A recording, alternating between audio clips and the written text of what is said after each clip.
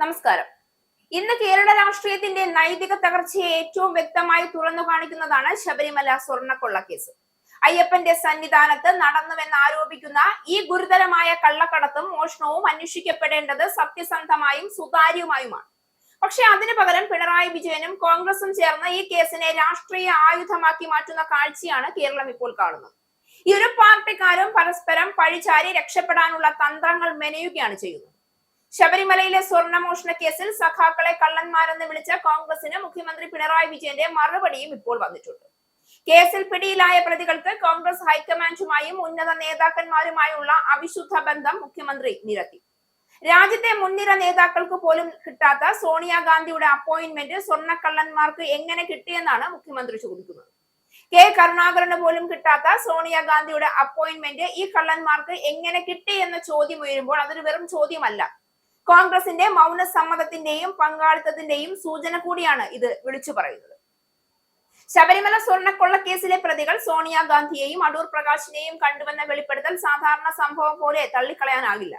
അത് കോൺഗ്രസിന്റെ അധികാര ബന്ധങ്ങളുടെ ഇരുണ്ട വശം കൂടി തുറന്നു കാണിക്കുന്ന ഒന്നാണ്. ഇതേസമയം മുഖ്യമന്ത്രി പിണറായി വിജയൻ നടത്തുന്ന നീക്കം അതിലും അപകടകരമാണ്.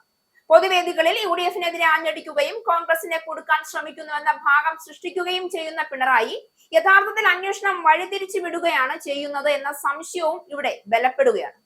പ്രതികൾ എവിടെയാണ്? സ്വർണം എവിടെയാണ്? ആരാണ് യഥാർത്ഥ സൂത്രധാരൻ എന്ന ചോദ്യങ്ങൾക്ക് ഉത്തരം പറയാൻ സർക്കാർ തയ്യാറാവുന്നില്ല. പകരം കോൺഗ്രസ് BJP ഗൂഢാലോചന എന്ന പഴയ നാടകമാണ് വീണ്ടും അരങ്ങേറിക്കൊണ്ടിരിക്കുന്നത്.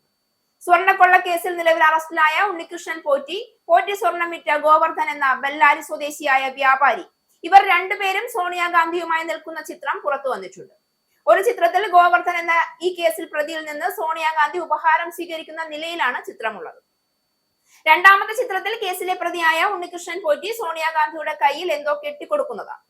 ചിത്രത്തിൽ ശബരിമല ഉൾക്കൊള്ളുന്ന പത്തനംതിട്ട MP ആന്റോ ആന്റണിയും പത്തനംതിട്ട ജില്ലക്കാരനും നിലവിൽ ആറ്റിങ്ങൽ MP-യുമായ അടൂർ പ്രകാശും സോണിയാഗാന്ധിക്ക് ഒപ്പമുണ്ട്. രാജ്യത്തെ തന്ത്രപ്രധാന സുരക്ഷയുള്ള ഏതാനും ചിലരിൽ ഒരാളാണ് സോണിയാഗാന്ധി. അവരുടെ അപ്പോയിന്റ്മെന്റ് ലഭിക്കാനുള്ള കാലതാമസത്തെ പറ്റി ഒരുപാട് കോൺഗ്രസ് നേതാക്കൾ തന്നെ പലപ്പോഴായി പരാതി പറഞ്ഞിട്ടുമുണ്ട്. ഇന്നും കേരളത്തിൽ ലീഡർ എന്ന വിശേഷണ പദത്തോടെ സാധാരണ കോൺഗ്രസുകാർ വിളിക്കുന്ന കെ കരുണാകരൻ 2003 അപ്പോയിന്റ്മെന്റ് ലഭിക്കാതെ കേരള ഹൗസിൽ താമസിക്കേണ്ടി വന്നതും പിന്നാലെ കേരളത്തിൽ മടങ്ങിയെത്തി നീരസം പരസ്യമാക്കിയതും ചരിത്രമായിരിക്കെ പിണറായി ഉന്നയിക്കുന്ന ചോദ്യത്തിനും കാതലുണ്ട് എന്നതാണ് വാസ്തവം.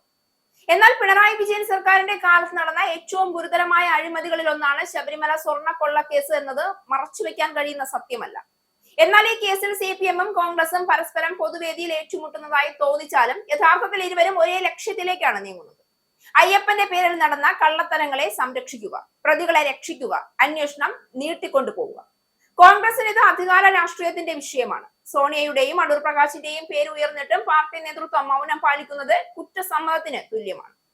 മറുവശത്തെ പിണറായി വിജയൻ ഈ അവസരം ഉപയോഗിക്കുന്നത് പ്രതിപക്ഷത്തെ ആക്രമിച്ച് സ്വന്തം സർക്കാരിന്റെ പരാജയങ്ങൾ മറയ്ക്കാനാണ്, അല്ലെങ്കിൽ സ്വന്തം അണികളെ രക്ഷിക്കാനാണ്.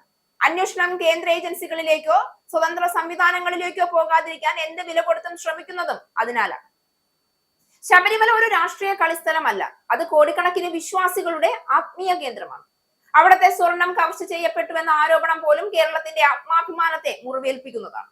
ആ മുറിവിന് മരുന്നാകേണ്ട സർക്കാരും പ്രതിപക്ഷവും ചേർന്ന് കള്ളന്മാരെ സംരക്ഷിക്കുന്നുവെങ്കിൽ ജനങ്ങൾ അത് തിരിച്ചറിയും. ഇന്ന് പിണറായി വിജയനും കോൺഗ്രസും ഒരുപോലെ പ്രതിക്കൂട്ടിലാണ്, ശബരിമല കള്ളന്മാരെ സംരക്ഷിച്ചെന്ന ചരിത്ര കുറ്റത്തിന്. രാഷ്ട്രീയ ആരോപണങ്ങളും വാക്കേറ്റങ്ങളും അവസാനിക്കുമ്പോൾ ബാക്കിയാവുക ഒരേ ഒരു ചോദ്യം മാത്രമാണ്: അയ്യപ്പന്റെ സ്വർണം കവർന്നവരെ ആരാണ് രക്ഷിക്കുന്നത്? അതിന് ഉത്തരം പറയാതെ കേരള രാഷ്ട്രീയത്തിന് ഇനി മുന്നോട്ട് പോകാനാവില്ല.